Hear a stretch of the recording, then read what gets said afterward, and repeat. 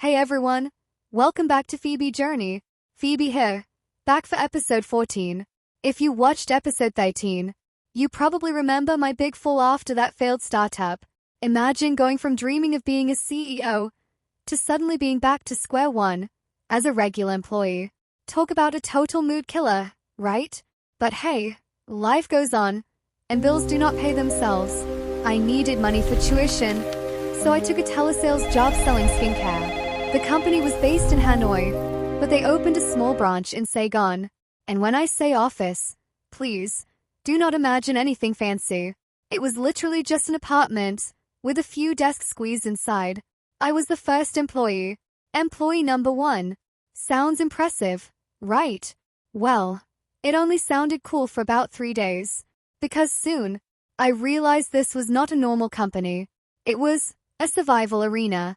Right from the start, I noticed my boss had a weird obsession. He loved watching his employees compete. Not the healthy kind of competition, but the kind where you have to tear each other down. Before the September 2nd holiday, he dropped an announcement. Quote, whoever hits 50 million Vietnamese dong in sales gets a 2 million Vietnamese dong cash bonus. My eyes lit up. Back then, 2 million Vietnamese dong was a fortune for a broke student.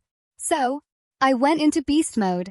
I remember sitting there, staring at the screen for hours, my hands actually shaking. I had been working for 14 hours straight. My eyes were red. My back was aching. I had skipped lunch. I had skipped dinner. I just wanted to prove that I was good enough. I did not care about the bonus anymore. I just wanted to be the winner. And when that wholesale order for 10 jars of cream came in, I did not even celebrate. I just felt relieved, but I had no idea. That was the moment I became a target. After a while, the company hired a bunch of students. They were sweet and hardworking. I mentored them because I knew how tough it was. But one day, I heard something insane. The boss told the newbies, do not learn from Phoebe. She is just lucky. You guys need to follow the script. That comment stung. It really did. It was not just about the work. It felt personal. Like all my hard work, all those late nights, those hours of building relationships with my clients, they were all being reduced to just luck. I sat in my chair for a solid minute, just staring at the wall, wondering if I was the one who was wrong. Was I? Or were they just scared? But I let it slide, until a new character appeared, and things went downhill. They hired a leader. Her job was to recycle dead leads. Since each lead cost the company 250,000 Vietnamese dong, she held all the power. The problem? She was younger than us, but acted like the CEO of the world. Every meeting turned into a war. I hated being micromanaged, so I pushed back. I still remember one meeting. The leader was talking about how we should talk to customers. She was so condescending. She looked at me, she looked at my friend, and she just smirked. And I felt it. The tension in the room was so thick you could cut it with a knife. I wanted to walk out. I wanted to just quit right then and there. But I did not. I stayed. And that was my biggest mistake. The result? I was exiled. The boss made me work remotely. It sounded great. No commute, no traffic. But it was a trap. I was cut off from everything.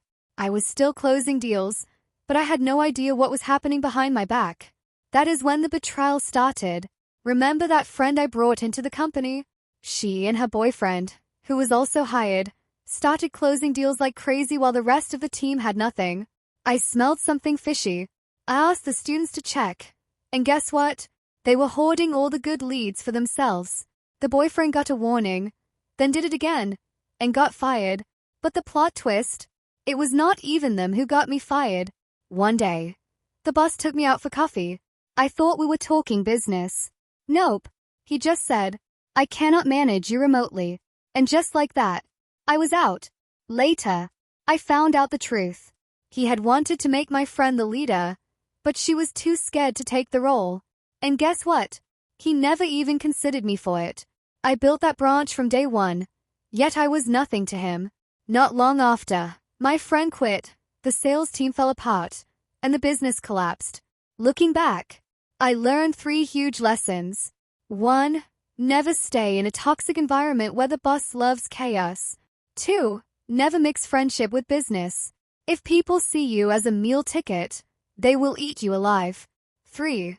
If your boss does not value your worth, stop fighting for it. Take your energy elsewhere. This was easily the most toxic place I have ever worked. What would you guys have done in my shoes? Let me know in the comments.